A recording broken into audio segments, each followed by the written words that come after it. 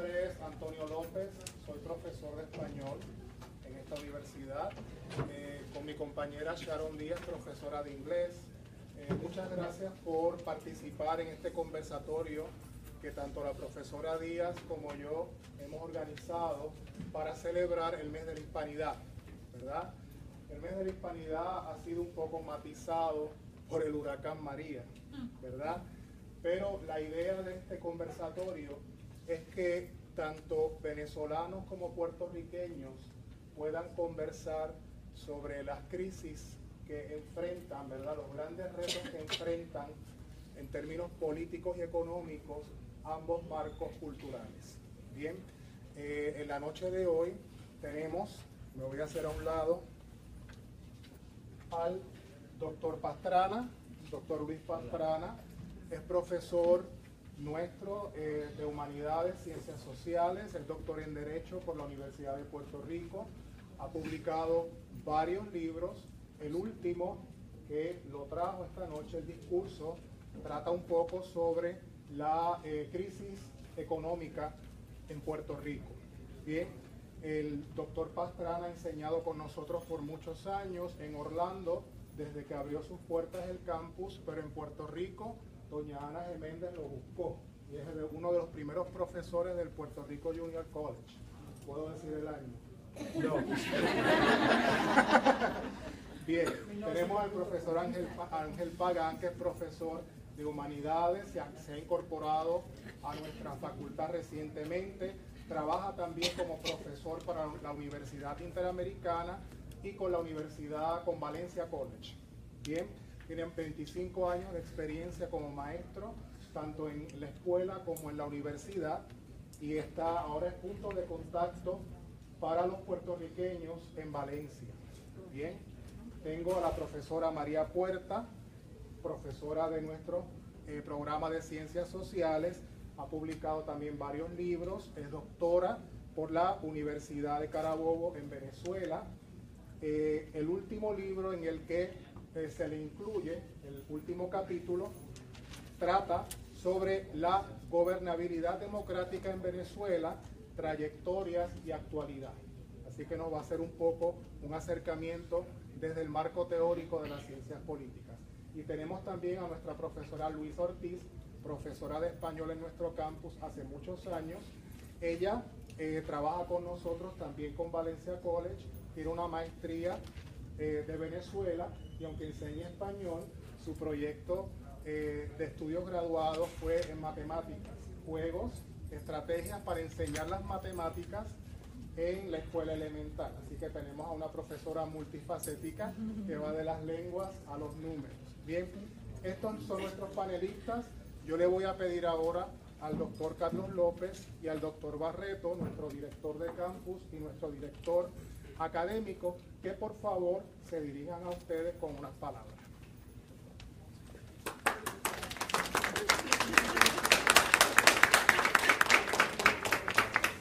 Gracias, doctor López, excelente. Gracias a los panelistas presentes. Muy importante no decir cuándo empezó con nosotros. No. Muy importante. Es bien. El pelo negro. Todavía queda un poquito. Nada. Siempre hay que reírse, porque sabemos las situaciones que estamos pasando. ¿Okay? Estamos celebrando el de la herencia hispana, pero a la misma vez estamos viendo muchas situaciones en diferentes países. Venezuela, Puerto Rico, todas las conocemos. México, ¿okay? En Estados Unidos, en diferentes áreas y alrededor del mundo. ¿Okay? Pero tenemos que seguirnos uniendo como hermanos, como latinos, como hispanos. Y yo sé que en nuestro sistema universitario Ana G. Méndez le da la mano a todo el mundo. Pero es la casa de nuestros hispanos, teniendo un sistema único, un sistema bilingüe. ¿Okay? Llegamos a nuestros estudiantes y los ayudamos a triunfar. Como director académico me siento bien orgulloso de mis estudiantes y sobre todo de mis profesores. Porque yo tengo que decirlo, yo tengo la crème de la crème. ¿Okay? Yo tengo unos profesores excelentes, los cuales dan el todo por el todo, y lo tengo que decir con ellos aquí presentes, los digo todo el tiempo, dan el todo por sus estudiantes. porque a ellos les interesa que ustedes lleguen a donde ustedes quieren llegar. Pero siempre escúchenlo y denle las gracias, porque créanme, a ellos les interesa mucho su futuro. ¿Okay? Estamos en nuestra biblioteca, la cual también es su casa. No dejen de venir, no es para solamente buscar alguna información de una clase. No, busquen más allá de sus carreras, busquen más allá de lo que está sucediendo en el mundo. Hagan preguntas, participen. Mientras más uno lea, mientras más uno aprenda, más uno puede brindar. No tan solo en su carrera profesional, sino también a los suyos. Bienvenidos y gracias por estar aquí. Los dejo entonces con el doctor Carlos López, nuestro director del recinto Metro Orlando.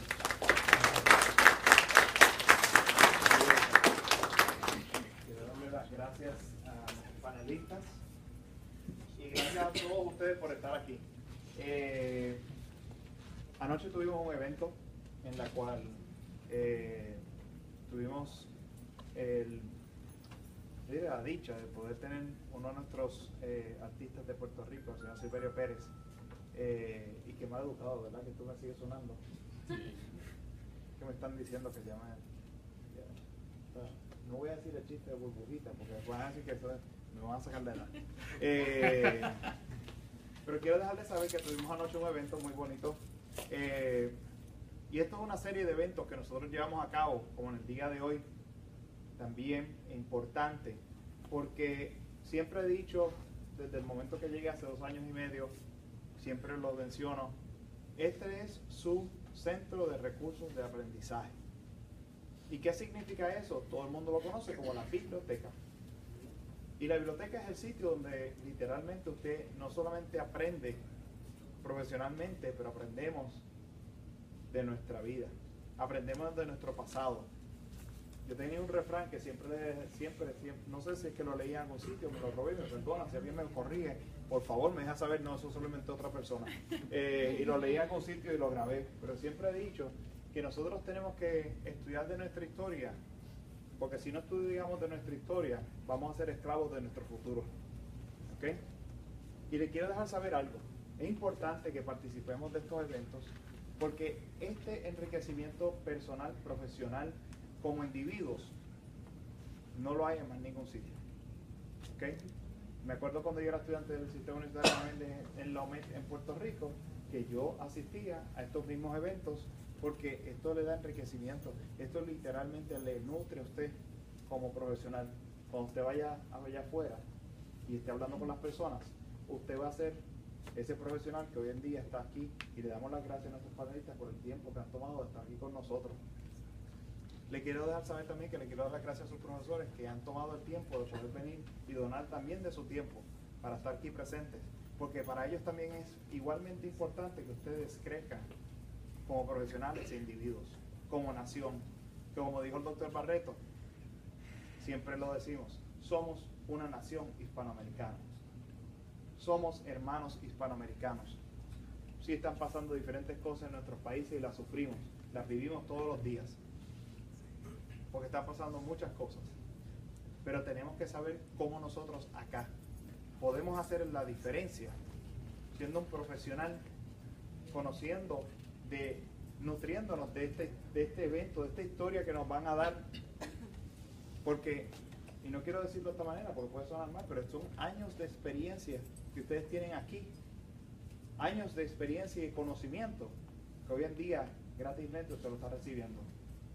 Recuerden las palabras de su director académico. Nosotros los profesores, digo nosotros porque sigo dando clases, nosotros los profesores lo que deseamos es que nuestro producto, que son todos ustedes, salgan allá afuera y en un futuro sean los que nos den servicio a nosotros. Que en un futuro ustedes sean esos profesionales que van a entrenar a otros profesionales y vayan, no solamente representen su universidad, representen a sus profesores, a su familia, a su país. Necesitamos de todos ustedes. Y no quiero tomar más tiempo, quiero darles las gracias. Continúen. Somos una nación hispanoamericana y juntos somos más. Así que muchas felicidades, muchas gracias por estar con nosotros y que disfruten la noche.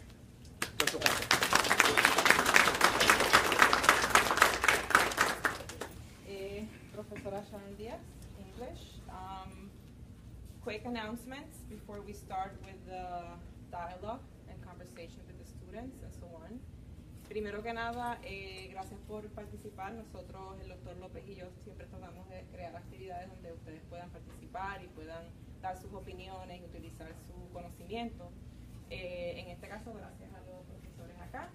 El 8 de noviembre vamos a tener una presentación de la escritora Claudia Costagliola. Su libro es SIDA y Literatura. Entonces también como parte de nuestro mes de la hispanidad, para que sepan, ¿verdad? Durante el mes de la hispanidad es importante reconocer a tanto profesores, escritores, ¿verdad? Que escriben detalladamente acerca de su cultura y promocionan su profesionalismo. Entonces es importante que durante ese tiempo, pues, en cualquier momento ustedes vengan a la biblioteca, compartan sus ideas y sus libros también. Quizás de aquí a 2 semanas vamos a tener un poetry tree. A nosotros nos encanta la literatura, así que vamos a tener un tree donde ustedes pueden escribir poemas o versos de poemas de poetas hispanos, latinoamericanos, o New York poetry, however you prefer. Entonces vamos a tener ese árbol puesto en la biblioteca en alguna área dentro de 2 semanas para que ustedes puedan compartir sus ideas y escribir poesía. También vamos a tener en octubre 15, not 15, maybe next Friday, we're going to have a poetry night. Usualmente siempre voy a invitar a una poeta de spoken word que se llama Simba Castano. El año pasado la invité durante el mes de octubre. And we're going to have a spoken word night. Okay, so if you like spoken word and if you like poetry, you're welcome to come in and share with us your poems. Okay, thank you very much and welcome. Bien, ahora sí vamos a empezar. Un saludo a todas las personas que nos están viendo a través de Facebook. Vamos a empezar. Cada uno de los panelistas va a tener un tiempo para presentar. Yo voy a ayudarles con eso y luego vamos a conversar con ustedes. Así que si ustedes tienen alguna pregunta o comentario, tomen nota para que luego puedan intercambiar sus pensamientos, sus ideas con cualquiera de nuestros profesores. Bien, así que comenzamos el conversatorio con la profesora Luisa Ortiz. Hola, buenas tardes. Mi nombre es Luisa Ortiz, como bien lo dijo el profesor. Yo soy de Venezuela, tengo algunos años aquí, no voy a decir cuántos, algunos. Bueno, ¿qué pasa en Venezuela? En Venezuela pasan diferentes situaciones. Estas han originado diferentes cambios de escasez que actualmente se ve mucho más profundo. Estos cambios se ven en todos los aspectos, cultural, social, económico, obviamente político. Estos cambios han originado que muchos venezolanos han tenido que cruzar fronteras. Cruzar fronteras que nunca muchos de nosotros quizás no imaginamos que íbamos a salir de nuestro país, dejando nuestras familias, estas tradiciones que extrañamos, la parte cultural, toda una vida porque esa tierra nos vio crecer, crecimos profesionalmente allá, nos formamos como personas, como profesionales, y de una u otra forma nos tocó salir. ¿Por qué? Buscando nuevas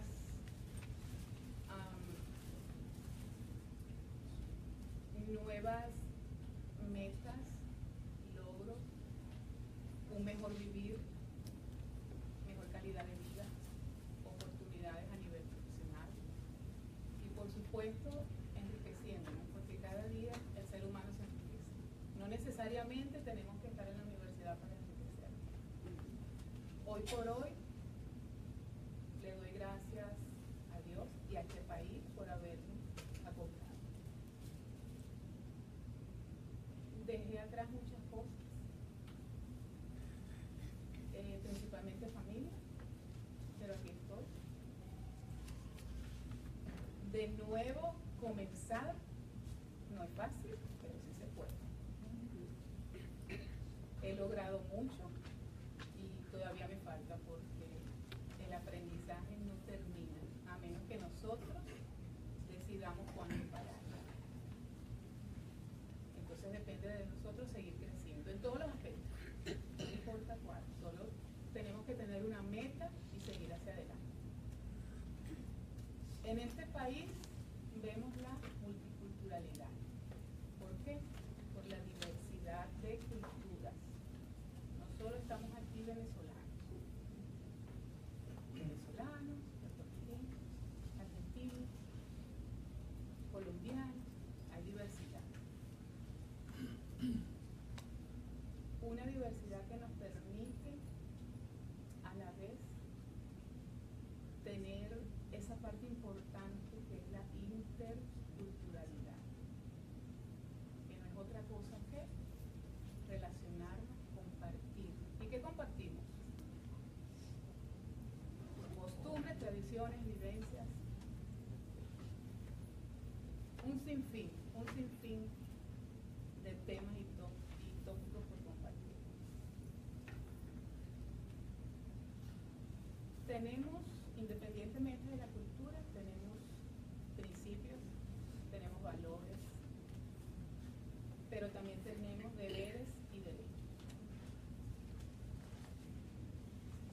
Tenemos quizás una visión más amplia, porque en nuestros países existen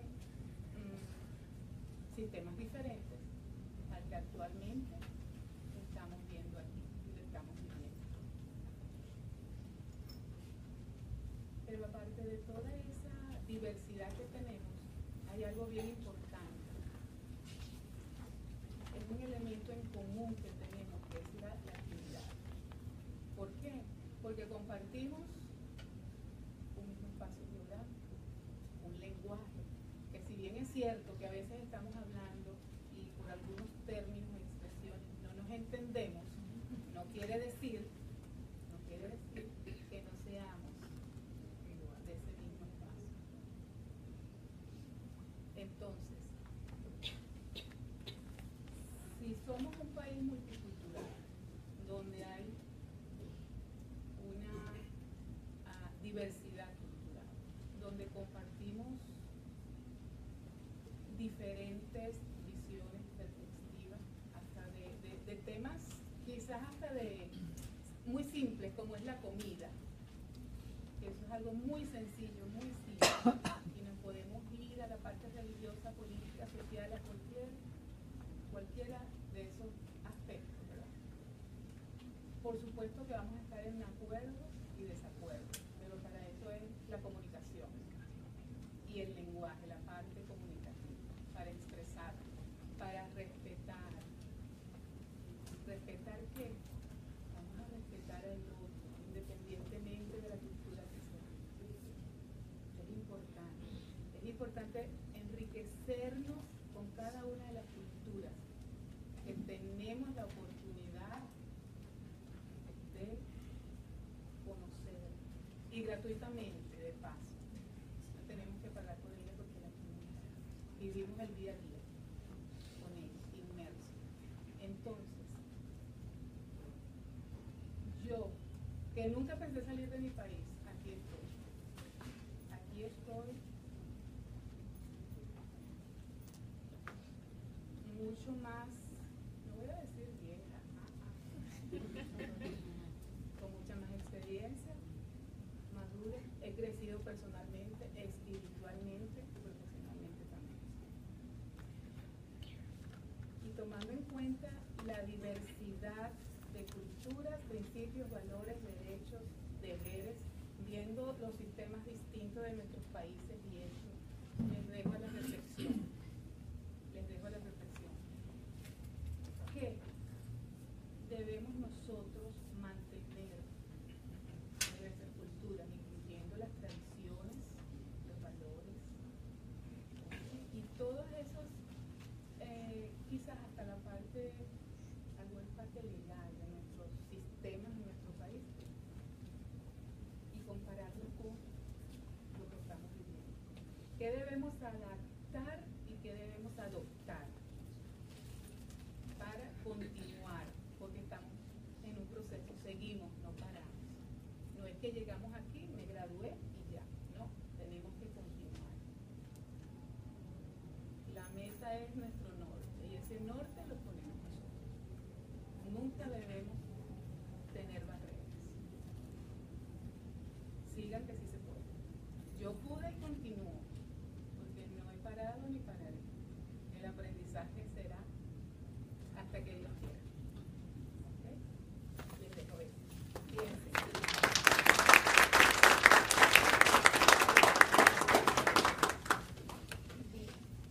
Buenas noches.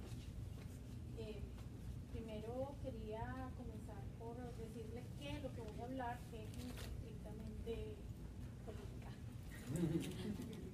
Porque lo que la profesora acaba de decirles, en buena parte lo siguiente. Me interesa muchísimo el tema político, no solamente porque es lo que enseño, sino también por un asunto de divulgar la información.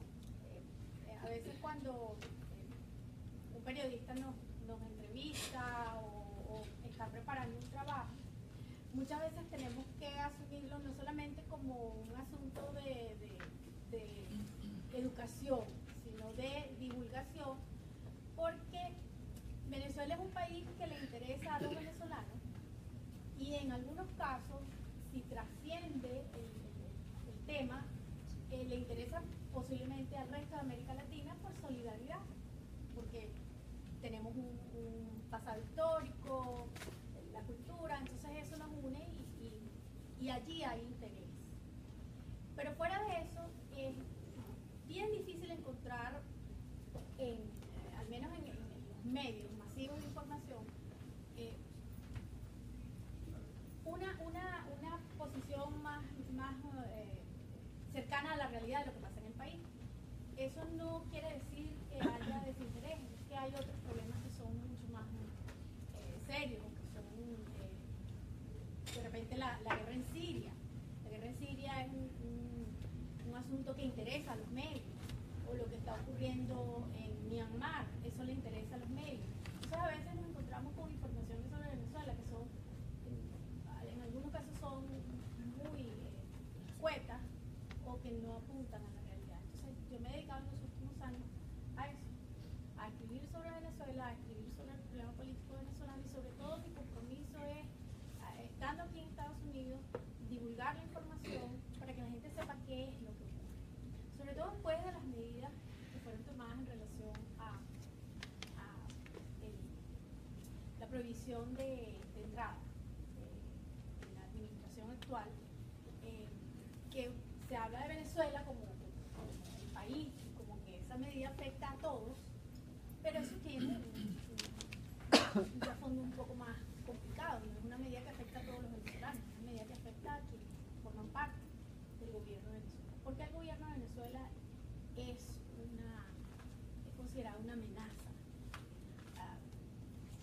Yo he leído gente en las redes sociales que está sorprendida. ¿Por qué Venezuela? ¿Qué pasa con ese país? En los últimos 18 años ha ocurrido un cambio estructural en Venezuela, un país que es conocido por ser un país petrolero. Eso equivale a ser un país muy rico. Venezuela no es un país muy rico, Venezuela es un país con muchas riquezas. Y eso puede ser muy bueno si se puede administrar con conciencia y con responsabilidad, pero puede ser muy malo cuando quienes gobiernan el país no saben utilizar esa riqueza o la usan para su beneficio propio. En Venezuela han coincidido todas las situaciones, han coincidido los precios altos del petróleo, un nuevo boom petrolero y también en 18 años es fácil que eso ocurra, también entramos en el declive de los precios petroleros. Eso ha hecho que confluyan varias situaciones y es lo que tenemos en este momento, una crisis que es económica, financiera, una crisis política y una crisis social. Al haber una crisis económica financiera, el régimen político tiende a, en este caso es un régimen político que ha ido migrando de una democracia esquema un poco más autoritario, y eso ha hecho prácticamente imposible para los sectores democráticos procurar una salida, no solamente en términos de lo que es una democracia electoral, en términos institucionales ha habido un retroceso tremendo. Y, por ejemplo, este fin de semana se van a celebrar las elecciones regionales, donde los estados van a escoger a sus gobernadores, y lo que estamos viendo es una cantidad de manipulaciones por parte del gobierno para impedir que la gente pueda ejercer su derecho al voto en los términos que establece la ley. Eso no es nuevo. En 18 años de este modelo político, primero con el presidente Chávez y ahora con el presidente Maduro, hemos visto eso en más. Entonces, para nosotros es sumamente importante que la gente que no está al tanto de lo que ocurre en el país sepa que ha habido un deterioro de la democracia. Existen sectores democráticos que han estado trabajando, no ahorita, desde que comenzó todo este proceso político, y que han estado advirtiendo la amenaza que esto significa, en términos de institucionalidad, pero sobre todo el impacto que esto tiene hacia América Latina, porque no solamente fue Chávez, en Argentina, en Perú, en Ecuador, Nicaragua, países con regímenes democráticos que se han visto, que han sumado al proceso que se iniciara en Venezuela, que se han adherido a él. Y que en algunos foros internacionales, como por ejemplo en la Organización de Estados Americanos, ese tipo de alianza ha sido sumamente perjudicial para el pueblo venezolano. Lo vimos en las gestiones pasadas en la OEA.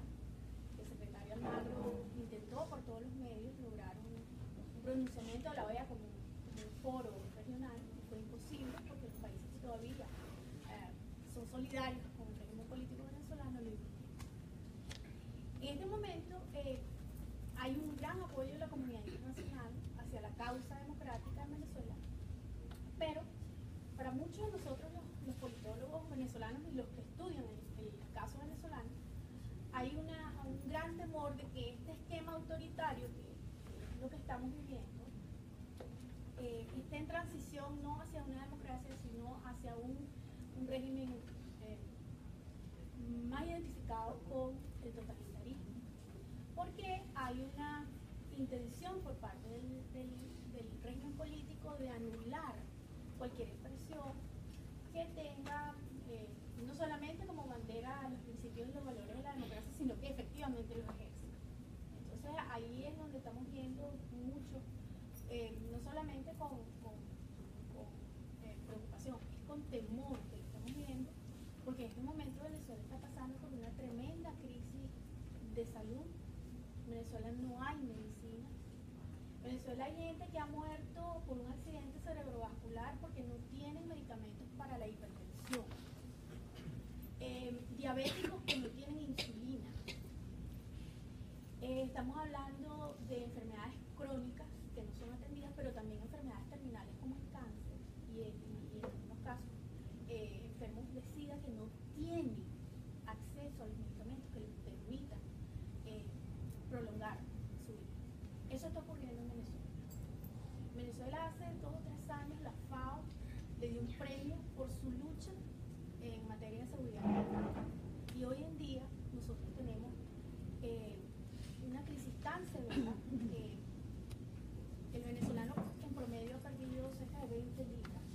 Creo que eran 15 o 20 libras en promedio. Y en mi caso nos consta porque lo vemos. Nosotros hablamos con nuestra gente por Skype, por FaceTime. Lo vemos, lo sabemos. Entonces, es una crisis humanitaria que está pasando, yo no diría que desapercibida, pero creo que lo que no se entiende es el origen de esa crisis humanitaria. No es porque los precios del petróleo ya han descendido. Ellos han tenido, el régimen político ha tenido muchísimos recursos.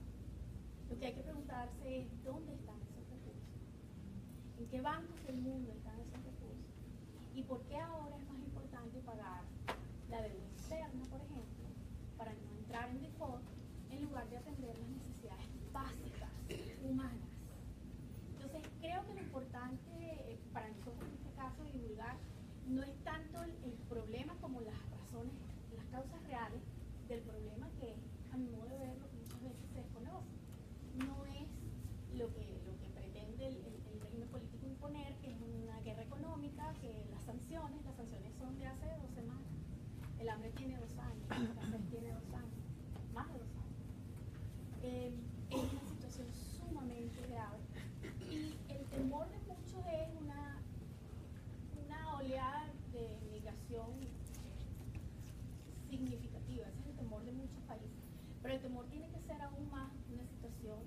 donde sea el temor de muchos de nosotros es que el régimen definitivamente utilice la violencia para, como ocurrió este año, durante 3 meses más de 150 muertos, lo utilice como una forma de exterminio de aquellas voces que son. Y cierre las fronteras y sea una nueva Cuba.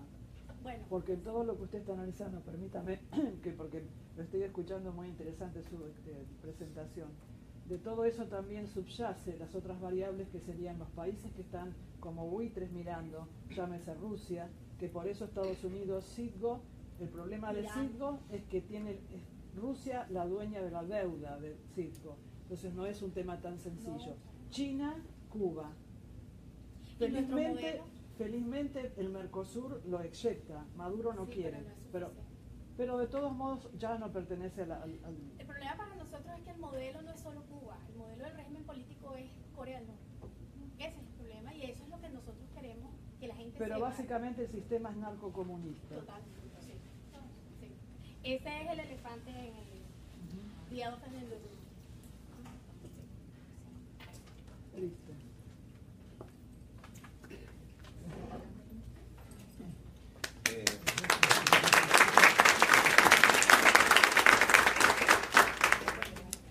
Bueno,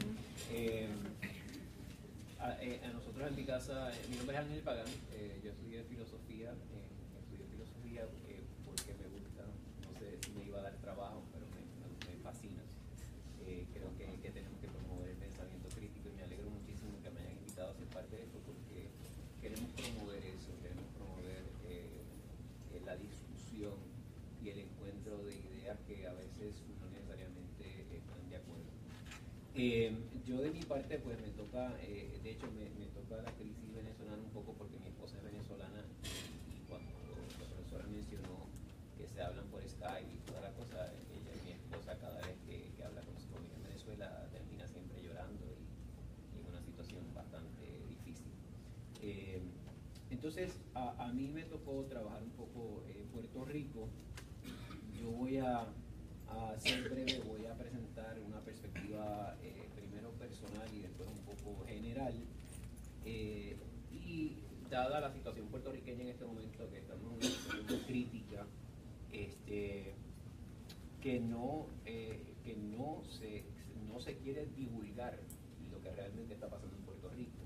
No lo vamos a saber a menos que tengamos un familiar allá que demuestre lo que está viviendo y lo que les está pasando, y así es como nosotros en mi casa nos enteramos. Tengo amigos que están en una situación, yo diría, no tan mala, ¿verdad? No tienen agua, no tienen luz, pero ellos mismos me dicen, bueno, estoy vivo. Tengo estudiantes en Puerto Rico que perdieron su casa y yo, a mí se me hace un poco difícil decir eso porque yo lo puedo decir aquí en aire acondicionado, en una biblioteca en los Estados Unidos, pero él tiene que caminar yo no sé cuánto tiempo para agarrar una señal de satélite para poner una foto porque él quiere que todo el mundo sepa, se llama Omar, él quiere que todo el mundo sepa que él perdió su casa. Su esposa está embarazada, está a punto de dar a luz y no tienen una casa en este momento. Entonces, eso es una persona, nosotros no estamos viendo lo que está sucediendo, aparentemente similar a lo que sucede en Venezuela. Estamos viendo un pedazo. Entonces, yo escribí algo aquí bien breve y le puse dos subtítulos. Uno se llama Antes de María, ADM, de un amigo que es ministro luterano en Puerto Rico. Y el otro día escribió en su página de una manera muy curiosa, dijo, hasta los protestantes van a tener que decir antes de María y después de María. Tiene una connotación muy grande, porque la realidad es que jamás Puerto Rico había sido impactado de la manera que fue impactado por este huracán, nunca habíamos tenido un fenómeno de tal magnitud. Creo que hace unos 100 años tuvimos, no voy a mirar para preguntarle, pero no lo digo por leer, lo digo por información. Creo que hace como unos 100 años, John Dewey, el meteorólogo puertorriqueño radicado en Miami, decía que hace más o menos unos 100 años un huracán más o menos en esta fuerza, pero jamás había pasado un huracán categoría 4 o 5 justo por el centro. 1898 fue un huracán fuerte. ¿Cuál era el nombre? No? San Ciriaco. San Ciriaco. En 1928 hubo otro. Creo que era con el de 28 era que lo estaban comparando. San Felipe creo que San Felipe. Y nosotros en Puerto Rico nos sentíamos seguros. De hecho, yo hoy día me siento más seguro en una casa en Puerto Rico que en una casa en Florida, les confieso. Aquí pasó Irma categoría 1 y yo tenía estudiantes que estuvieron 2 semanas sin luz. Imagínense una categoría 5 cuando las casas son de madera. Nosotros en Puerto Rico las casas son, la mayoría son de concreto. Y yo pasaba cualquier huracán en mi casa, pero entonces lo que ha sucedido es que se desveló, se quitó el velo de una crisis que estaba allí. Ahora mismo el huracán literalmente barrió con todo y nos mostró a la intemperie. Estamos todos a la intemperie. Tengo personas que me dicen, Ángel, son las 5 de la tarde, me meto en mi casa y me encierro, porque la gente está en la calle llevándose lo que sea, hay gente robando esto, aquello y lo otro. Por otro lado, hay gente que están dando la mano. Y hay gente, y tengo amigos, de hecho, los compañeros en la Universidad Interamericana esta semana van a empezar a abrir, los estudiantes del área de cocina, van a abrir una cocina literalmente y pusieron un anuncio a la gente de Ponce que venga y hasta que dure la comida se va a cocinar y se le va a servir a todo el que venga. Y eso me alegra tanto que está sucediendo porque los artistas y el pueblo ha salido a ayudar. Por otro lado, esta es la parte que, vamos a ver qué va a pasar aquí. Dice, antes de María, esto es lo que mi familia y yo vivíamos. Yo llevo en Florida hace un año, apenas, un año, 2 meses. Vine para acá porque mi hija tiene una serie de condiciones de salud y no estaban siendo atendidas en Puerto Rico. Me encanta Puerto Rico, mi vida es Puerto Rico, me sentía feliz en Puerto Rico, no tenía ninguna razón para irme. Pero cuando la salud de mi hija se puso en juego, pues ahí sí que no lo pensé 2 veces. Mi esposa, que es la que manda en la casa, me dijo, no. Tuvimos una situación en un hospital, para que tengan una idea cómo se refleja la crisis. Tuvimos una situación en un hospital en la cual el director del hospital, vino el médico primero y dijo que había que dar de alta a mi hija, que llevaba 9 días, y yo le digo, pero es que todavía ya no se ha recuperado. De hecho, tenía todavía las mangas y las cosas puestas. Y él me dice, sí, tenemos que darla de alta, esto y lo otro. Y esto es a mi esposa, le está diciendo. Yo llego en la noche y yo le digo, no, ella no se la van a llevar y yo quiero que me digan por qué se la quieren dar de alta. Y el médico me confiesa que es que la niña había cumplido 9 días y el plan médico que teníamos pagaba 9 días. Había que sacarla del hospital para entonces volver a empezar con otros 9 días. Es decir, se pone en riesgo la vida de mi hija para poder cumplir con los requisitos del plan médico. Eso está pasando en todos lados, ¿saben? Eso está pasando aquí también. Yo pensaba que era otra cosa, pero no. Hemos tenido una experiencia que nos han despertado un poco. Pero bueno, esa es parte de nuestra situación de pobreza. Lo que pasó en Puerto Rico es que María barrió con el velo y la cortina y nos ha mostrado nuestra situación. Y además de eso, rompió muchas cosas. Pues yo vi suspensiones de electricidad en hospitales. Había hospitales que se le desconectaba el servicio de energía eléctrica, te estoy hablando antes del huracán, simplemente porque debían dinero a la Autoridad de Energía Eléctrica, no habían pagado, entonces la Autoridad de Energía Eléctrica desconectaba el servicio eléctrico a un hospital completo con pacientes y lo hacían de una manera humanitaria porque le dejaban saber tal fecha, de tal hora a tal hora te vamos a desconectar el servicio. Ah, bueno, está bien, no hay problema, por lo menos espero que no tengamos a nadie en una emergencia, en intensivo o cualquier tipo de cosa como esa. Postes de alumbrados apagados constantemente yo veía en el pueblo, en Puerto Rico, donde yo estaba viviendo en Ponce, que en la noche el alumbrado se apagaba porque hay que ahorrar energía. Entonces nosotros nos preguntábamos y decíamos, wow, o sea, hemos llegado al punto que el gobierno le debe tanto ya a la empresa privada que no nos podemos ni sostener a nosotros mismos. Entonces la seguridad se está poniendo en riesgo para poder cubrir la economía. Escasez de médicos, no sé cuántos de ustedes de Puerto Rico han estado allí. y ya muchos de nuestros, de hecho, mi hija tenía como 5 especialistas, 3 se iban, venían para los Estados Unidos. Un sistema de educación pública moldeado por los modelos estadounidenses que no atienden las necesidades particulares del pueblo puertorriqueño. Un sistema de educación superior dependiente casi en su totalidad de dinero federal enfocado a crear empleados para lo que ya está establecido. Unos servicios de salud limitados ante las exigencias de las compañías de seguros médicos. Un nivel de seguridad social, crimen y muertes violentas rampante. Una economía frágil dependiente de decisiones fuera de las manos de los ciudadanos. Y más bien, yo creo que lo han visto en las noticias con las leyes de cabotaje que el presidente de los Estados Unidos suspendió, creo que por 10 días. Lo siento y voy a decir lo que pienso, podemos estar en desacuerdo, pero me parece absurdo, ridículo. Ha sido siempre absurdo y ridículo, y en este caso fue peor. Básicamente decir, bueno, vamos a suspenderle estas leyes por unos 10 días, y como si nosotros estuviéramos de fiesta en Puerto Rico. Y voy a saltar porque tengo que terminar. Después de María, DDM, después de María, un presidente con un acto de presencia que demostró su ausencia en ese acto de presencia, un vicepresidente que dijo una frase que parece que le asesoraron para decirla, entonces nos identificamos con él, aplaudimos, un gobernador que no estaba listo para administrar, para liderar, ni para tomar decisiones, y yo considero que el gobernador es una persona que tal vez, muy buena persona y todo, pero no tenía la experiencia, el conocimiento. De hecho, su mismo partido tenía otras opciones, por alguna razón se le escogió a él, y no estaba listo para enfrentar esto que nosotros estamos enfrentando, y por ende está sucediendo lo que nos está sucediendo. Entonces, hay una crisis en Puerto Rico, que esa fue la pregunta que el doctor López me hizo al principio. Si tenemos una crisis, no la vamos a conocer, no conocemos su magnitud todavía, y nosotros aquí, los que estemos en Florida, vamos a ver las repercusiones de esa crisis y las vamos a empezar a ver en las noticias constantemente.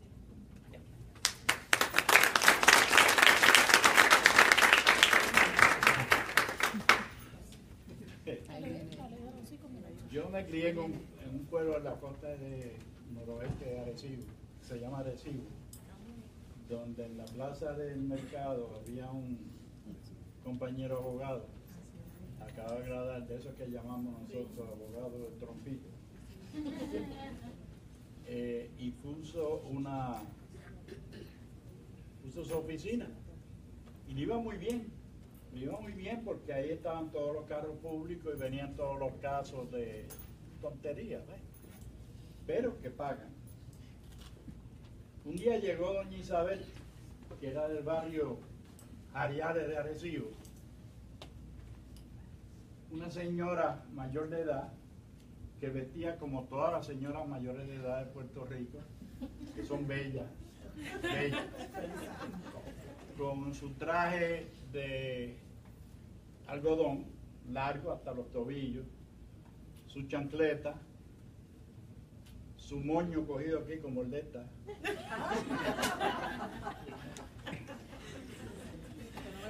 un poco más bien, y con un pañuelito amarrado en la mano.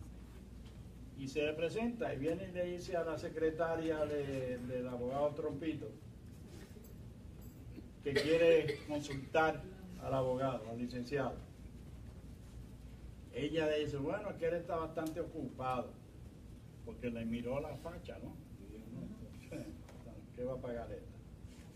Entonces, pero como quiera, ella insistió y la secretaria llama al abogado y le dice, aquí está doña Isabel que quiere hacer una consulta. Y el abogado dice, ay, sí, a mi vida gris, ¿por qué? Ok, está bien, no hay problema, mándala para acá para salir de eso. Y abre la puerta y llega doña Isabel y le explica el problema que tiene, un problema bastante serio, fuerte. Y el abogado Trompito se le queda mirando y está mirándola y de momento le dice, mire doña Isabel, bendito por sea Dios, usted ve todos esos libros que hay aquí, porque él tenía la oficina llena de libros de leyes, de todos los colores. Todos esos libros, dice que usted no tiene razón. Así que por favor no perdamos el tiempo. Y Isabel se para y dice, bueno, está bien, y se va caminando y llega a la puerta. Dice, ay bendito, yo que tenía este chequecito de 15,000 pesos para dárselo al abogado que se llevara el caso. No, pero es un momento, no se vaya, porque todo esto de acá, fíjese que usted tiene razón. Pues mira, eso mismo es lo que está pasando entre nosotros aquí. Yo escribí este libro hace poco, se llama El Discurso. Y tiene que ver con la situación como yo la veo, política y económica de Puerto Rico. Y lo escribí en forma de que hay este señor que se para frente al Capitolio y da un discurso. Y se supone que sea en el 2020. Uso como base para este libro dos cosas legales. Uno, el caso de Puerto Rico versus Sánchez Valle del año pasado, que tiene que ver con el Double Jeopardy. Y la ley que se conoce como promesa, que de promesa no tiene nada. Yo creo que se debe llamar engaño en vez de promesa. Y basado en esas dos, y mirando el historial de Puerto Rico de 525 años de no tener soberanía nunca, para bregar con sus propios problemas, pues llego a unas conclusiones. ¿Qué pasa en Puerto Rico?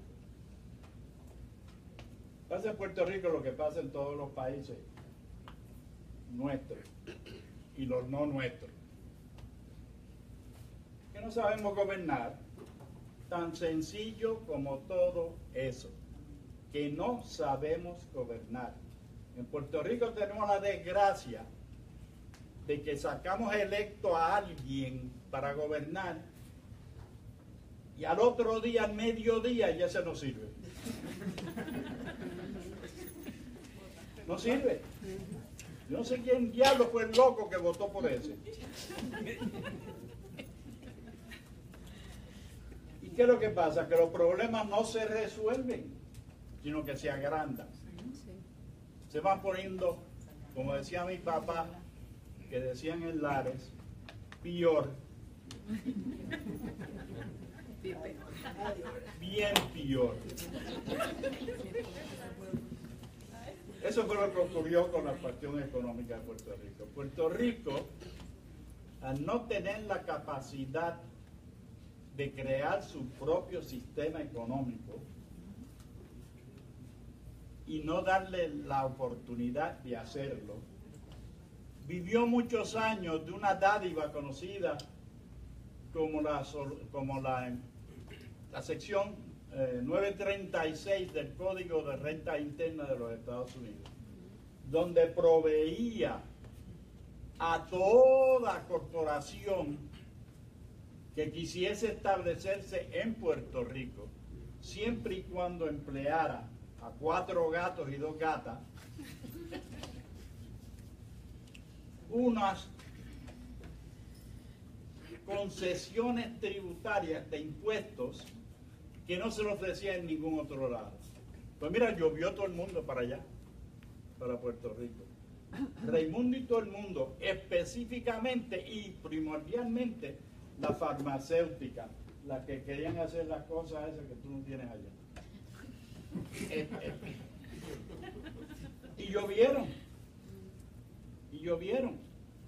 Ahí vino un cambio radical en la economía de Puerto Rico. Se cambió sin estar preparado de un sistema económico agrario, de la agricultura a uno industrial. ¿Y qué pasó? Que donde nosotros aprovechábamos los plátanos y los guineos, ahora tenemos que mandarlos a pedir a la República Dominicana, porque no los teníamos. Porque ¿qué fue lo que ocurrió? Se crearon todas las industrias. Sí, fantástico. Pero entonces la gente del campo se fue para el pueblo, buscando ¿qué? Trabajo, porque ya la agricultura no daba. y nunca podía dar, porque somos una islita de 100 millas por 35, con una cordillera central por el mismo medio, que lo único que tiene son 2 valles costeros donde se puede sembrar. Y antes se sembraba caña, y se trató de sembrar arroz. Por poco se nos ponen los ojos así a nosotros como los chinos. Pero no se logró nada. Ni se puede lograr nada porque no le puedes poner un segundo piso a Puerto Rico. Eso no se puede hacer. Y como dijo nuestro ilustre primer mandatario de esta nación norteamericana, Puerto Rico es una islita rodeada por agua, mucha agua, agua salada, bien grande, brillante. Acabo de hacer la definición de isla otra vez. Graciela escribió un diccionario, define isla de nuevo. Jóvenes, no se puede, se hace industrial o que le dé buena.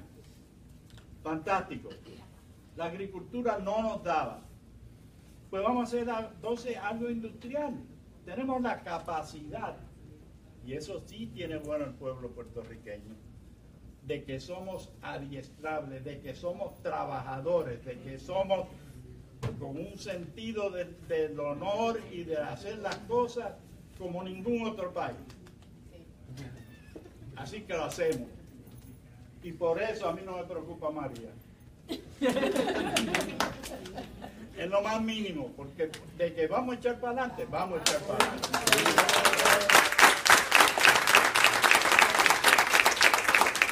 Yo escribí este libro, la parte de atrás, escribí una cosa que se la voy a leer.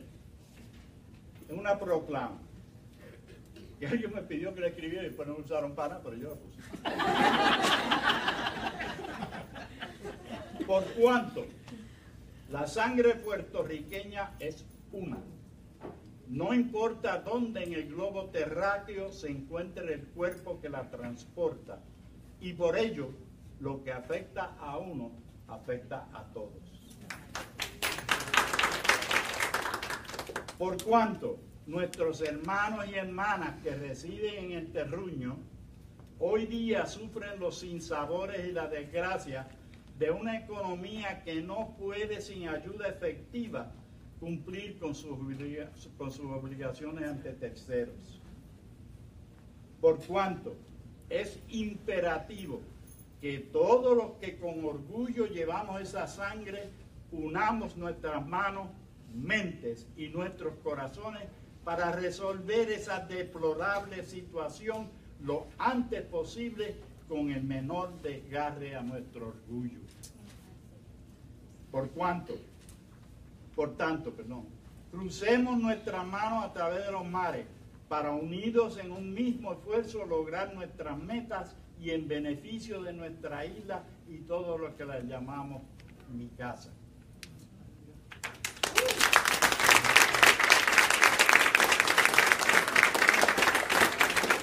Que podemos. Sí, señor. Muchas gracias a nuestros panelistas. Entonces ahora, por favor, cualquier pregunta o comentario que quieran hacer, este es el momento. ¿Quién rompe el hielo?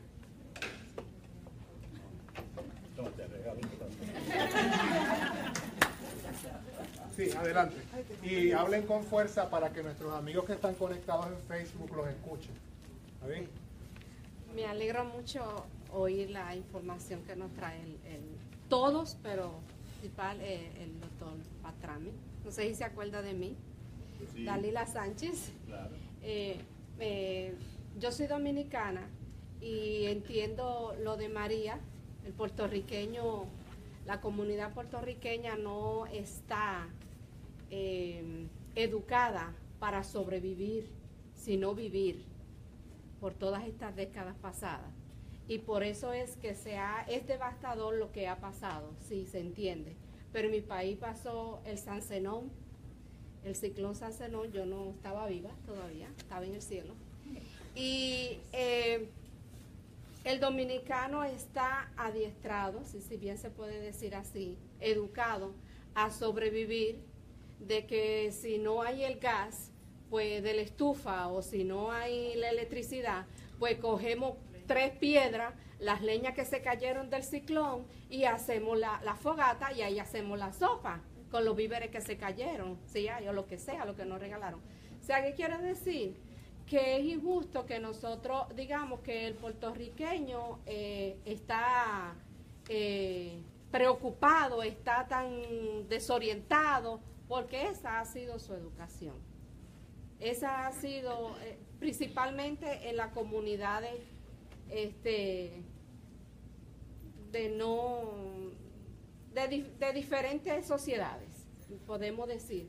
Entonces, con esto ellos van a aprender a sobrevivir y sí van a salir adelante con la ayuda de Dios, porque son personas trabajadoras y tienen un buen corazón, que yo lo he experimentado.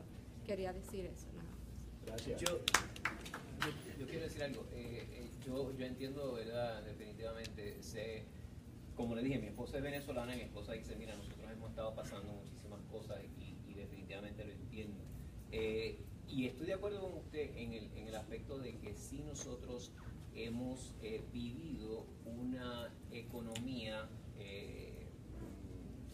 yo diría, la primera palabra que me viene a la mente es Walt Disney, una economía que parecía sólida o aparentaba ser sólida, pero no lo es. Entonces, yo sé que la gente se va a reponer, porque cuando usted ve las entrevistas en la televisión, usted ve me acuerdo de ver un muchacho que toda la casa destruida y dice, pues me llevó la casa y ¿qué voy a hacer? Pues construirla otra vez. Así somos, así somos. Lo sé que lo vamos a hacer.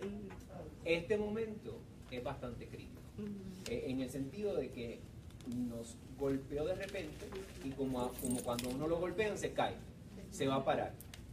Sin embargo, no le quiero restar importancia al hecho de que hay personas en este momento que están pasando por unas situaciones críticas en hospitales sin energía, ¿verdad? Y otra vez, esto está pasando en muchos lugares. Pero como a mí me toca, esa es mi casa, pues entonces por eso es que yo estoy y lo voy a seguir llevando como de manera urgente. Para mí es urgente y yo me había retirado del Facebook hace tiempo y agarré el Facebook otra vez para proveer información. Yo tengo amigos pidiéndome, Ángel, ¿cómo purifico agua? O sea, yo tengo amigos que tienen que estar buscando agua para mezclarla con cloro para lograr purificarla, porque hay gente que se están agarrando bacterias, epidemias, hay gente muriendo de cosas que antes que uno había cualquier medicamento sencillo, no lo hay ahora. Entonces, sí, entiendo que nuestros hermanos en diferentes países han pasado, ¿verdad?, en las situaciones, pero en este momento tengo yo que asegurarme que atendemos esta urgencia. Y una cosa que me molesta es ver constantemente, somos ciudadanos americanos. Yo nací en Nueva York y hablo inglés casi perfecto, lo que sea, hablo español y toda la cosa. Soy ciudadano americano, pero ojalá que quien me esté prestando la ayuda no me la preste porque soy ciudadano americano, sino porque soy humano. Porque imagínense que yo tuviera esa misma mentalidad con nuestros hermanos mexicanos que acaban de pasar una tragedia terrible, o con la República Dominicana, o con mis hermanos venezolanos. ¿Ves? Yo quisiera que nuestros acercamientos fueran por humanidad, porque sabemos que alguien necesita algo y le damos la mano. Pero cuando yo dependo de la ciudadanía norteamericana solamente, que de hecho en este momento no nos ha servido mucho. Los artistas privados, corporaciones privadas, han sacado más la cara y han hecho más que los sistemas gubernamentales. Sí, eso es verdad.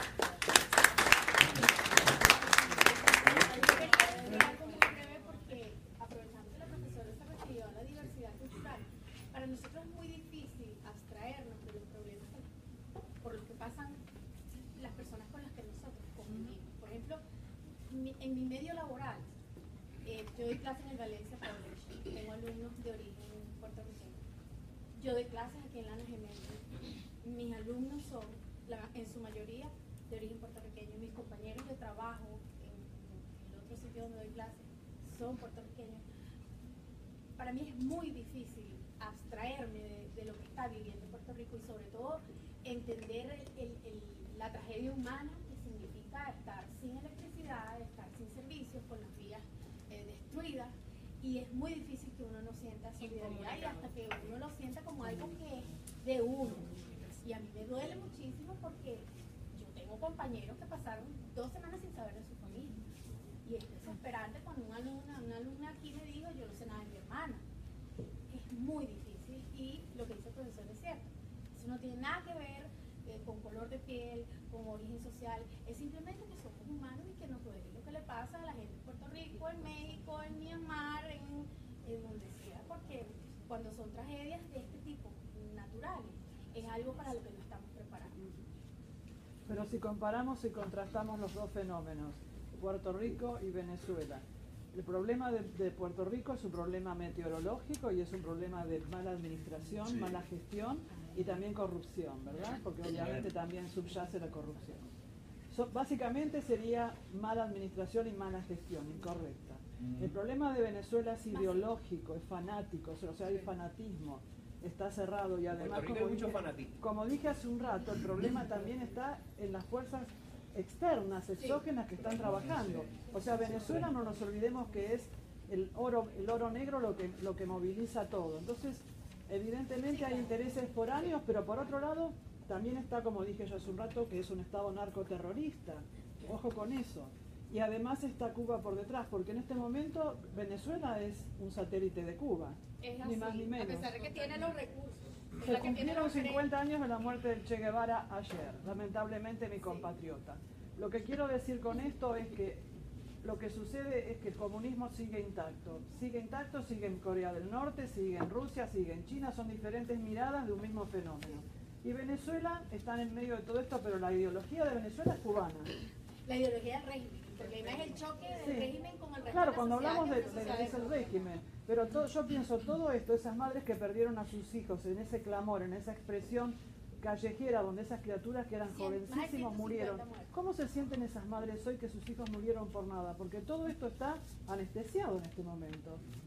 ¿Qué tiene que suceder? Posiblemente después del domingo, en el país hay dos visiones. Hay una visión de que no podemos pensar que las cosas están bien o tan bien como para ir a votar. Pero está la otra visión de que está convencido que la democracia bajo una dictadura hay que luchar y pelear por ella. Claro, pero es que hasta el momento fracasa todo movimiento. Venezuela tiene un armamentismo que es pero increíble. Pero es un armamentismo de tercera categoría porque le compramos la basura que Rusia No desecha. importa, pero lo tiene. Venezuela está armadísimo. Entonces, América Latina Está más armado que los delincuentes comunes. felizmente el populismo desapareció en mi país. Por suerte no ganó Kirchner porque si no hubiera sido caótico. Pero en definitiva, si llegan a emerger otra vez esos modelos que eran cómplices del venezolano, estaríamos perdidos. Pero esto es un problema geopolítico de Estados Unidos porque no cuidó el patio de atrás. ¿O no, Exacto, licenciado? nunca. No lo cuidó. Entonces ahora estamos pagando el pato nosotros porque no nos miraron nunca como deberían haber descubierto que existíamos. Claro, Lamentablemente. pero aquello por aquello de la autodeterminación y la soberanía. Tengo una pregunta, un comentario por Yo aquí. quiero agregar algo a que dijo la profesora. Todo es cuestión de humanidad, pero también de los medios de comunicación. Los medios de comunicación no están comunicando lo que está pasando realmente en Venezuela, ni lo que está pasando realmente en Puerto Rico, ni lo que está pasando en ningún país de donde nosotros llegamos, de donde nosotros venimos. Porque en mi país, en Colombia, pasan muchísimas cosas, en La Paz, tenemos una nueva guerrilla, todo están haciendo de nuevo. ¿Y qué? Los medios de comunicación, en el país donde nosotros vivimos, que es el país de la libertad de expresión, el país que se dice ser el defensor de los derechos humanos, nos está violando todo eso, nos están violentando todo a lo que tenemos nosotros derecho. En Puerto Rico, tengo una cuñada que llegó el viernes de Puerto Rico y vino con sus 2 hijas. Y resulta que la vecina de ella maneja una funeraria. Y me estaba comentando que hay más de 1000 muertos en la morgue que se están pudriendo porque no hay neveras, porque las neveras no les alcanzan y porque la electricidad no está en las morgues. Entonces, ¿qué está haciendo el periodismo? El periodismo todo está concentrado en El Siria. 46 fue. Pero el periodismo, miren, nuestro El periodismo presidente está hoy le quiere concentrado sacar la en licencia Siria a NBC, porque es la importancia del En gobierno este momento en está hablando de la... Siria. Y bueno, o sea que de alguna manera hay censura, como nunca hubo en este país, en este momento hay censura. Entonces también, mi país en Argentina, todo lo que ustedes está sucediendo, en todos los periódicos sale. Por eso Maduro odia al presidente de Argentina, porque Argentina pone en primera plana todo lo que pasa en Venezuela, absolutamente todo. Es más, salió ayer en un periódico de Buenos Aires que una mujer estaba diseccionando un gato para comerlo. Así que miren, en primera página salió eso en Buenos Aires. O sea, Argentina tiene toda la manifestación de eso. Aquí evidentemente hay censura, no está todo explícito. Hay, de alguna manera la información está controlada. Pero también tiene que ver con el interés. Venezuela no es un interés como para que todos los medios estén... Tenemos un estudiante que quiere comentar aquí. Bueno, voy a hacer dos preguntas y un comentario. Primero voy a presentar el comentario. Pienso que los medios de comunicación tienen su propio interés privado y es nuestra responsabilidad. Los medios son masivos ahora con Facebook, con Instagram, y nosotros como ciudadanos del mundo tenemos que dejar saber lo que está pasando en nuestros países. No podemos echarle la responsabilidad a un medio de comunicación cuando ellos tienen sus propios intereses en su bolsillo. La pregunta sería para usted acerca de Venezuela. ¿Qué pasaría en Venezuela si, como Trump anunció, él está pensando en invadir Venezuela? ¿Qué consecuencias traería para el pueblo si es que realmente lo hace en algún momento para aparentemente apoyar a los que están en contra del régimen? El comentario que hice al principio de mi intervención apuntaba a eso, a las medidas que ha ido tomando el presidente Trump en relación a Venezuela. Hay un cambio de política de la Casa Blanca hacia Venezuela, es evidente. De la gestión de Obama a la gestión de Trump hay cambios cualitativos tremendos. Entiendo por lo que dijeron después, tanto el secretario de Defensa, Mattis, como creo que mismo la portavoz del secretario Tillerson. Realmente, el presidente cuando presenta las opciones, él siempre habla de que nada está descartado. Pero si uno atiende a lo que han sido las medidas, por ejemplo, el ban que promovió a través de la proclamación esta, donde incorpora a Venezuela y a Corea del Norte, para la prohibición de ingreso de nacionales de tantos países, hubo un momento en que se pensó que era una prohibición para todos los venezolanos, pero se aclaró inmediatamente que era una prohibición expresa para ciertos miembros del gobierno y sus familiares.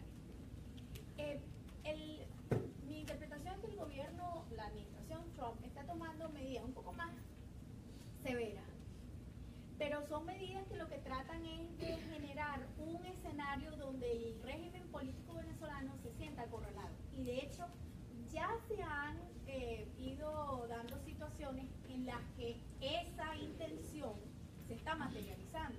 Y aun cuando no se ha llegado al embargo petrolero, ya hay, a raíz de esas sanciones, no esta de la prohibición de viajar, pero las anteriores, ya hay empresas que están evitando hacer negocios con Venezuela, con el gobierno venezolano, porque el gobernador Rick Scott también ha sido muy tajante. Nosotros no queremos dejar de hacer negocios con los venezolanos, que son gente decente, trabajadora. Lo que no queremos es tener vínculos con el régimen político. Y yo creo que eso es lo que hay que diferenciar.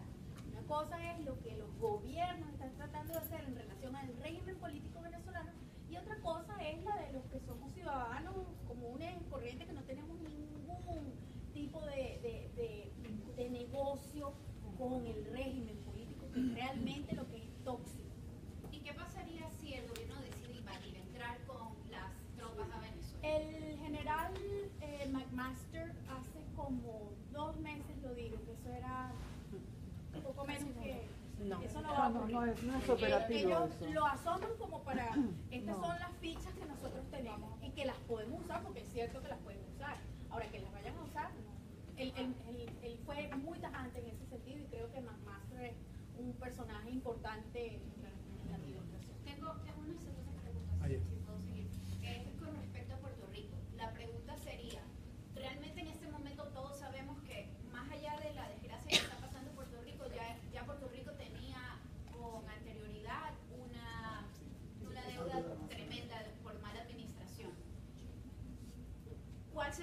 propuesta. ¿Qué necesita hacer Puerto Rico para cambiar eso? Porque, bueno, es un problema que todos los latinoamericanos tenemos, pero tiene que haber una solución para que Puerto Rico pueda salir adelante. Porque te digo que definitivamente promesa no es la contestación. ¿Okay? Lo que sí es la contestación número 1 es lo que se hizo por 10 días, eliminar la ley de cabotaje hacia Puerto Rico, que es una desgracia y es una cosa... ¿No es como un bloqueo? Lo que se me ocurre es una mala palabra. Es como Así un que vamos a dejarlo ahí.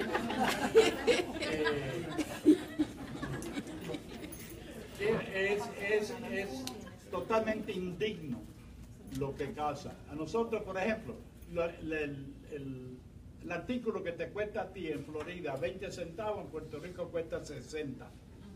¿Por qué? Porque tiene que ir en buques norteamericanos con tripulaciones norteamericanas, que es la marina mercante más cara e ineficiente del mundo. ¿Okay? Segundo, ¿qué es lo que tiene que hacer? Pues Puerto Rico tiene que lograr una soberanía sobre sus asuntos económicos. Nosotros no tenemos control ninguno sobre las personas que entran y salen de Puerto Rico. Eso le pertenece a los Estados Unidos. Y sobre nuestros propios problemas. Y sobre no podemos ni resolverlo. Te voy a dar un ejemplo. Cuando yo era asesor del gobernador, se nos ocurrió una idea y cogimos y nos montamos en un avión y fuimos a parar a Venezuela. Y cogimos y dijimos, espérese un momentito, porque nosotros no nos queremos meternos en el Pacto de los Andes. En otras palabras, nosotros queremos comprar el petróleo como se le venden entre ellos. Mano da. Fantástico, todo el mundo, oh sí, cómo no, ven, van para acá. Regresamos a Puerto Rico. A los 2 días estábamos recibiendo una llamada del Departamento de Estado de los Estados Unidos que qué rayo estábamos haciendo nosotros. ¿Se creen que se mandan? Y ustedes se creen que son grandes. Y digo, por un momentito, nosotros lo que estamos buscando es tratar de abaratar el costo de producir electricidad, que desgraciadamente depende del petróleo, para hacer esto, para que nuestro país pueda echar para adelante. No, ustedes no pueden hacer eso. Pues mira, que podamos hacer eso. Esa es la solución. Que lo que no estoy pidiendo nada que no teníamos en 1897 nosotros bajo la Carta Autonómica con España, que la perdimos un 10 de diciembre de 1897, cuando por Guánica entraron unos buques con un montón de soldados que hablaban inglés. Y ningún puertorriqueño tuvo nada que ver. Absolutamente nada que ver con eso. Entre España y Estados Unidos. Si nosotros tuviésemos lo mismo que teníamos en el artículo 38 de la Carta Autonómica de España, con España, otro sería cantar. No deberíamos los 72 mil millones de dólares que alegadamente debemos porque no se ha hecho una auditoría. O sea, yo puedo decir ahora mismo, tú me debes 100 millones de dólares. Y no tengo que probar nada.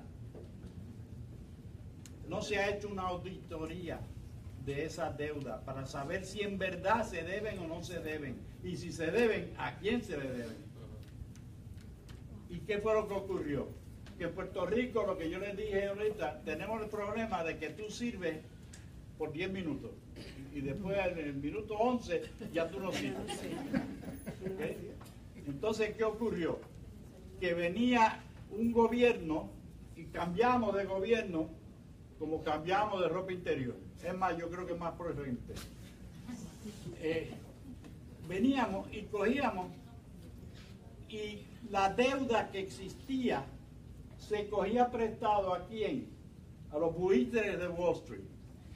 Se les pedía prestado. Cogíamos ese dinero y lo utilizábamos en proyectos como el acueducto ese, ¿cómo rayos se llamaba la cosa esa? El tubo ese que traía agua del lago Oaxaca para San Juan. El tubo que chupa. El tubo que chupa dinero. Ok. Entonces se pagaba. Pero cuando venía el momento de pagar esa deuda, no había chavo. Pues entonces, ¿qué hacía? Cogía prestado de nuevo. Eso era como si tú tuvieses 5 tarjetas de crédito. Y cuando te llega, pagabas una con la otra y con la otra y con la otra. Y cuando llegó el momento, se te acabaron las tarjetas de crédito. Y ahora mismo el presidente nos está ofreciendo 4.900 millones. 4.900 de préstamo. ¿Y con qué demonios lo vamos a pagar? Tenemos una pregunta por aquí, un comentario. Solamente un comentario. Buenas tardes, buenas noches ya. Dos cosas. Primero, alguien dijo por aquí algo que es muy cierto, que no debemos depender de las noticias formales para informarnos, ¿no? Para formar una opinión sobre distintos asuntos. Ahora, yo quiero llamar la atención a tener mucho cuidado y tratar de autenticar cuáles son las verdaderas informaciones, porque como se ha demostrado recientemente, eso es bien peligroso, y no necesariamente porque algo está en Facebook o porque alguien vea algo quiere decir que eso es cierto. Me llama la atención lo del comentario de los 1.000 muertos que están allí pudriéndose, y es una lástima porque de un tema tan interesante, por las circunstancias particulares, ¿verdad? Pues nos hemos limitado en la discusión y es comprensible. Pero cuando pasó el huracán, recién a los 1 o 2 días, salió en varios medios que todos los muertos que había en el cementerio de Lares se habían salido y que estaban por allí flotando, ¿verdad? Resulta que eso no es cierto. Ayer presentaron unos visuales porque por fin llegó la Guardia Nacional a Lares, que es un pueblo en el interior de la isla, y resulta que eso no es cierto. O sea que tenemos que tener cuidado con los rumores, porque como se ha demostrado, eso es bien peligroso. Eso por un lado. Por otro lado, en términos de la discusión del tema por el que fuimos convocados, y de nuevo, yo entiendo por qué todo ¿verdad? Se ha enfocado en lo inmediato. Sin embargo, yo creo que los problemas tanto de Puerto Rico como de Venezuela son mucho más profundos y se han ido juntando de décadas. Yo recuerdo cuando en Venezuela, Costa Rica y Puerto Rico le llamaban la trilogía de la izquierda democrática, con Rómulo Betancourt, Luis Muñoz Marín y Costa Rica. Tengo que llevar mi clase. Eso fue en los años 50, si no recuerdo mal. Que Rómulo Betancourt vivía en Puerto Rico. Y en Puerto Rico. Claro, de eso hemos degenerado a esto, ¿verdad? Porque yo creo que hay varias circunstancias que son particulares a cada país, pero también hay varias circunstancias que son que coinciden en ambos países, ¿verdad? Una de esas circunstancias que coinciden, yo entiendo, y va a sonar un poquito extraño, es la falta de conciencia realmente democrática. Una cosa es tener derecho al voto, ¿verdad? Y otra cosa es tener conciencia de que es un deber ciudadano, ¿verdad? De qué como ciudadanos. Y a mí me preguntan, ¿qué es ser buen puertorriqueño? Yo digo, pues lo mismo que ser buen francés o buen mexicano, es ser buen ciudadano respetando las reglas de ese país, ¿verdad? Y eso yo creo que es el síntoma primordial que nos ha llevado hasta donde estamos. Porque en Puerto Rico y en Venezuela lo que ha habido es una partidocracia, ¿verdad? Y no se ha enseñado, y Muñoz lo decía, ¿verdad? Cuando hablaba de las cosas que lamentaba que no había hecho, ¿verdad? De que no había impartido en el pueblo, en este caso en Puerto Rico, ese sentido ciudadano, de deber ciudadano, de no comernos las luces, o sea, no llevarnos los semáforos rojos, de no tirar basura en la carretera. Esas son las cosas que hace un buen puertorriqueño, y presumo yo que son las cosas que hace un buen venezolano. Y eso es uno de los problemas fundamentales que tenemos, tanto en Puerto Rico como en Venezuela. Pero también el problema es la desigualdad social, que es el caldo de cultivo para que aparezca como apareció un Chávez. Cuando estuvo, ¿cómo se llamaba ese presidente que se produjo el Caracazo? Carlos Andrés Pérez. Exacto. Ahí vimos evidentemente un terrible episodio de falta de equidad. Había gente que estaba realmente, la sociedad estaba muy extrapolada, era bipolar, una muy alta y una muy baja. Eso generó que surgiera un Chávez. El problema es, tiene que haber, pienso que la democracia, gobierno del pueblo para el pueblo, tiene que ser oportunidades para todo el mundo, equidad. Si existiera eso que es tan pero tan ideal, pienso que no existirían los problemas que hay en los países de Latinoamérica. Y el problema también es jugar a la antipolítica, cuando los partidos políticos Y la demagogia, son la demagogia. y las instituciones democráticas, las instituciones donde deben encontrar ciudadanos en el ejercicio de esa democracia a través de principios y de valores. Cuando eso no existe, se juega a la antipolítica, entonces el discurso antipartido, el discurso no quiero nada con los políticos porque los políticos no sirven y vamos a hacerlo nosotros. Eso lleva al mucho. Bien, muchas gracias a nuestros panelistas, a nuestros estudiantes, profesores que nos acompañan. Esta noche los puertorriqueños hemos hecho nuestro el problema venezolano y los venezolanos han hecho suyo el problema puertorriqueño, y de eso se trataba este conversatorio. No hay soluciones inmediatas, nos podríamos quedar hasta las 4 de la mañana, pero no podemos. Así que muchas gracias por venir. Muchas gracias.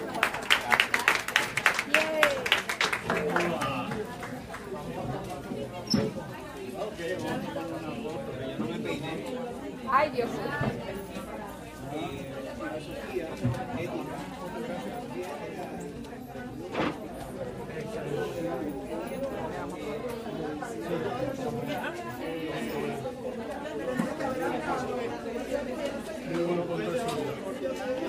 He tenido la oportunidad de